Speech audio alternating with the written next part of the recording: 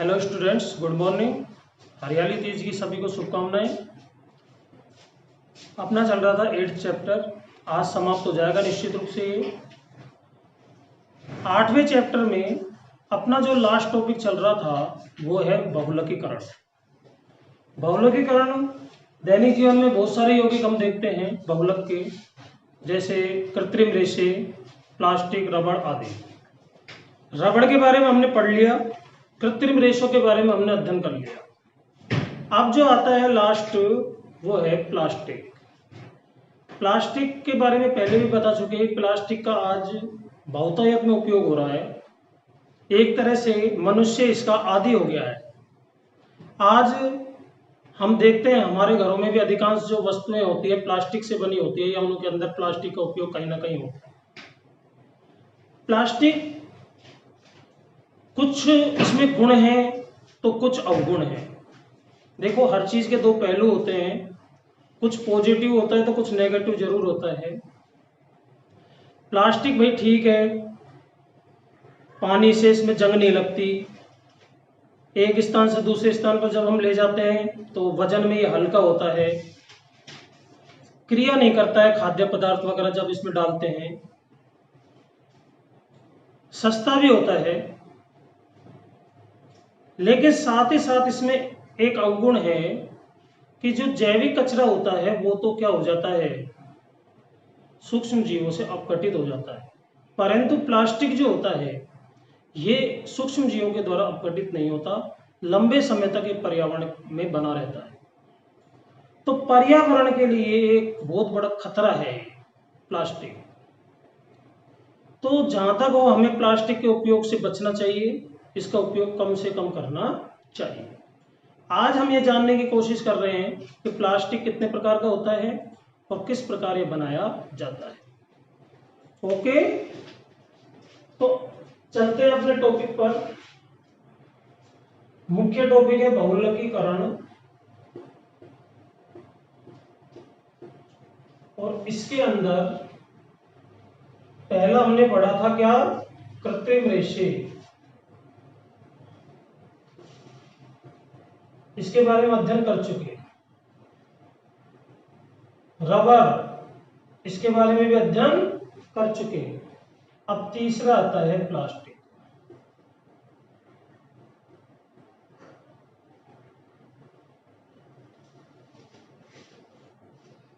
जब हम बाजार में सामान लेने जाते हैं या सब्जी मंडी में सब्जियां लेने जाते हैं तो आप उसको किस में पैक करवाते हो?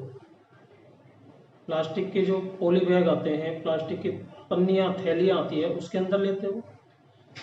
ये जो प्लास्टिक का रूप है इसको कहा जाता है पॉलीथीन, इसलिए तो हम कहते हैं पॉलीथीन की थैलियां। अब पॉलीथीन कैसे बनता है, आपको इसी के अंदर इसका आंसर छुपा हुआ है।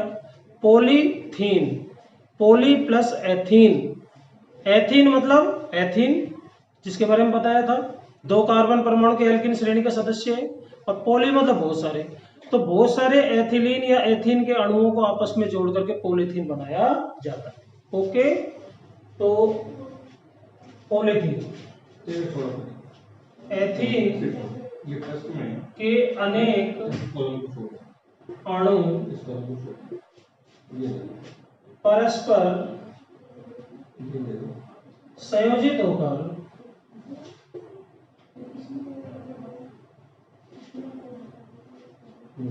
एथीन के अनेक अणु परस्पर संयोजित होकर पॉलीथीन बनाते हैं। एथीन का अणु सूत्र क्या होगा, जैसे आप जानते हो, देखो इसको मैं यहाँ पर बता रहा हूँ, ये रफ कार्य है हमारा। आपको एथीन का फॉर्मूला नहीं है याद, कैसे बनाओगे? एथीन बराबर एथ प्लस इन। एथ का मतलब कितने कार्बन? 2, क्योंकि आपको पता है मैथ एथ 2 नंबर पर आता है। और इन, इन मतलब डबल बॉन्ड, एन इन आइन पढ़ा है ना। एल्केन श्रेणी का जो अनुलग्न होता है एन होता है, एल्कीन का इन होता है और एल्काइन का आइन होता है। तो ये हो गया इन। अब 2 कार्बन लगा दिए, बीच में डबल बॉन्ड लगा दिया, संयोजकता पूरी कर दो। 2 कार्बन 4 बंध बनाता है तो 2 और बनाएगा, कौन से? हाइड्रोजन से। 2 बनाए हुए हैं, 2 किससे बनाएगा? हाइड्रोजन से। ये तो ये फॉर्मूला बन गया किसका? एथीन का। कहाँ दिक्कत आई? कोई दिक्कत नहीं। तो ले लिया हमने ethene, CH2 double bond CH2। कितने अणु लेंगे? N, क्योंकि बहुलकीकरण पढ़ रहे हैं। बहुलकीकरण के अंदर बहुत सारे अणु भाग लेते हैं, तो एथेन के बहुत सारे अणु लिए, यहां लिख देंगे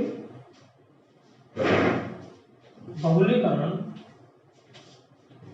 अब आपको जैसा बताया गया है, बहुलक में होता क्या है? 2 बंध बनते हैं, दाएं और बाएं। तो CH2 एक बंध इधर, एक बंध इधर, यहां रह जाएगा सिंगल।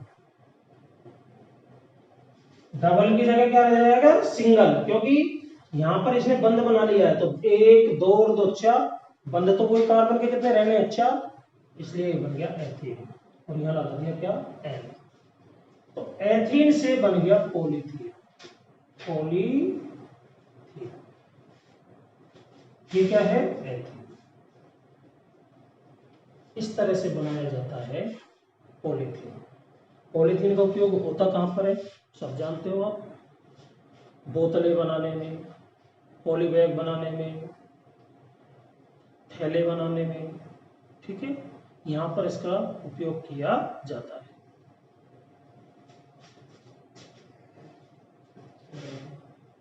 तो कोई दिक्कत नहीं है पॉलीथीन बनाने में। अब नेक्स्ट है पीवीसी। पीवीसी का नाम आपने सबने सुना होगा, पॉलीविनाइल क्लोराइड। पीवीसी की फुल फॉर्म क्या है? पीवीसी, ये नंबर 2 प्लास्टिक का दूसरा रूप है। फुल फॉर्म क्या है? पॉलीविनाइल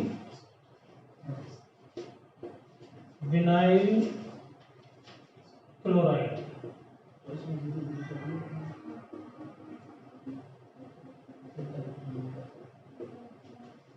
इसको बनाया कैसे जाता है? विनाइल क्लोराइड के बहुलकीकरण से। विनाइल एक तरह से एथीन को ही कहा जाता है, उसमें क्लोरीन जोड़ देंगे। जैसे देखो, यहां पर हमने लिया CH2 double bond CH2, okay. हमें बनाना है vinyl chloride. Vinyl chloride, vinyl chloride बनाने के लिए आप क्या करोगे?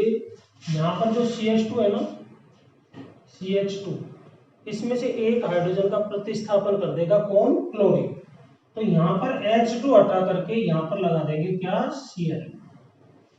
ये बन जाएगा विनाइल क्लोराइड। कुछ नहीं करना, एथेन का सूत्र लिखो, यहां से एक हाइड्रोजन हटा दो और उसके स्थान पर क्लोरीन लगा दो। प्रतिस्थापन आपको बताया था पहले पूरी डिटेल के साथ। तो आपका बन जाएगा विनाइल क्लोराइड। इसके कितने अणु ले लिए?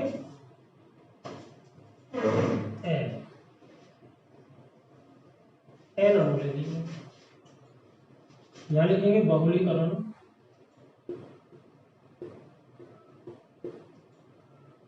ओके, अब होगा क्या?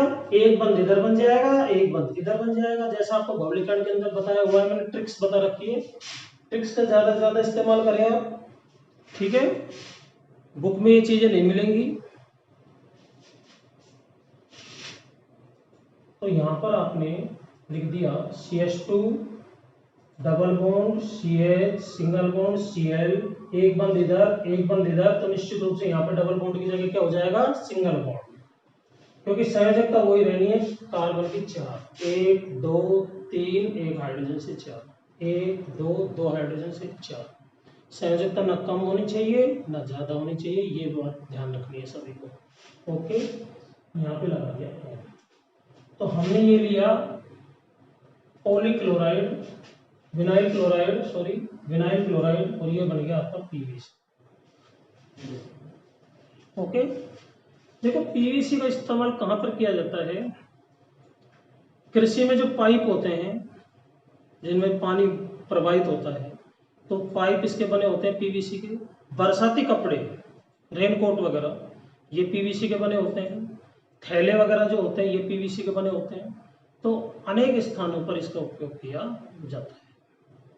ठीक है, दोबारा देखिए एक बार। विनाइल क्लोराइड के बहुलीकरण से बनाया जाता है पीवीसी।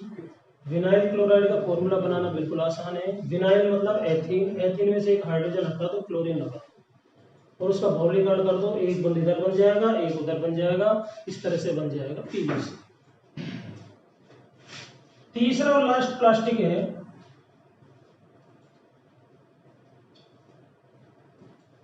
तीसरा है पैन, PAN। फुल फॉर्म क्या है?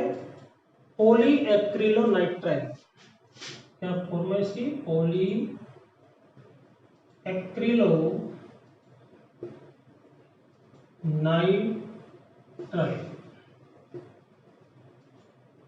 इसको कहा जाता है pan.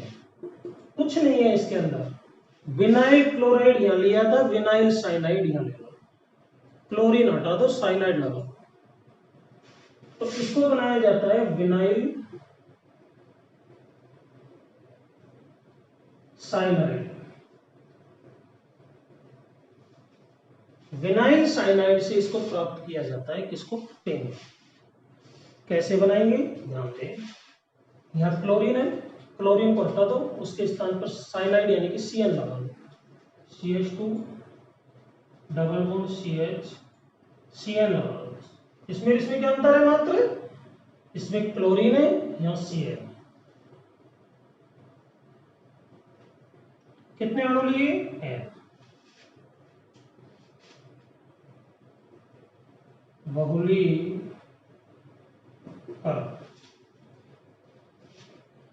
CH2 single bond CH single bond Cn, एक बंद इधर एक बंद इधर, बन गया आपका PAN। n यहाँ लगा, ये बन गया PAN, पॉली एक्रिलोनाइट्राइल। दोनों अभिक्रियाओं को बड़े ध्यान से देखेंगे, लिखने का प्रयास करेंगे, जहां गलती हो उसको सुधारने की कोशिश करेंगे। ओके, दोनों को कंपैरिजन से याद करना, तुलनात्मक दृष्टि से याद करना कि भाई विनाइल क्लोराइड पीवीसी बनाता है, विनाइल साइनाइड पैन बनाता है। ठीक है, यहाँ क्लोरीन आता है, यहाँ Cn आता है, बस इतना सा अंतर है। अब चलते हैं नेक्स्ट।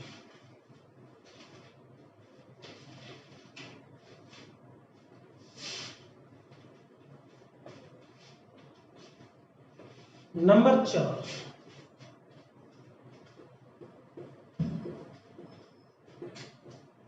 पॉलीस्टाइरीन।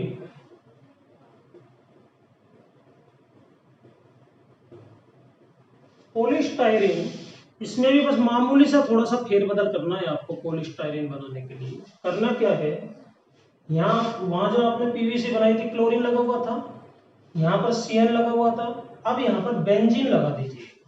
क्या लगा देंगे? बेंजीन। अर्थात इसको प्राप्त किया जाता है स्टाइरीन के बहुलीकरण से प्राप्त किया जाता है। स्टाइरीन का सूत्र बिल्कुल ऐसे कैसे लिख दो, CH2 डबल बॉन्ड CH, यहां लगा देंगे C6H5। बस सिर्फ इतना सा यहां पर अंतर आएगा कि साइनाइड हटा दो, C6H5 यानी कि बेंजीन समूह लगा।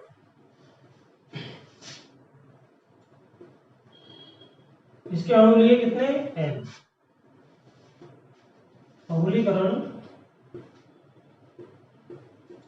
और प्राप्त हो जाएगा आपको polystyrene. CH2 single bond CH, इधर बंद, यहां बेंजीन समूह,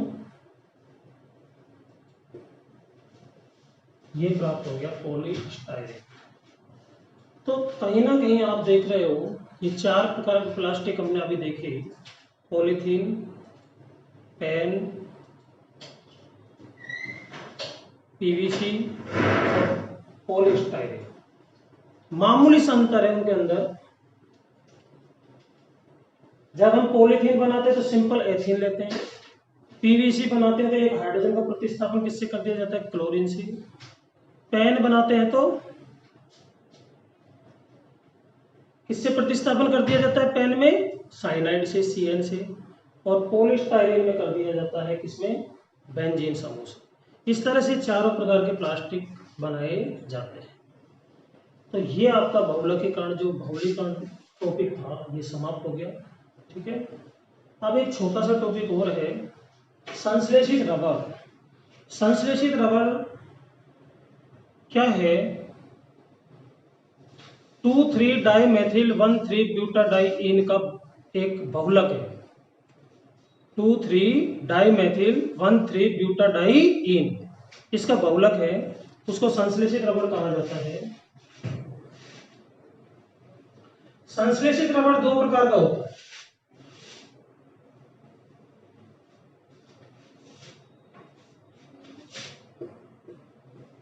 संश्लेषित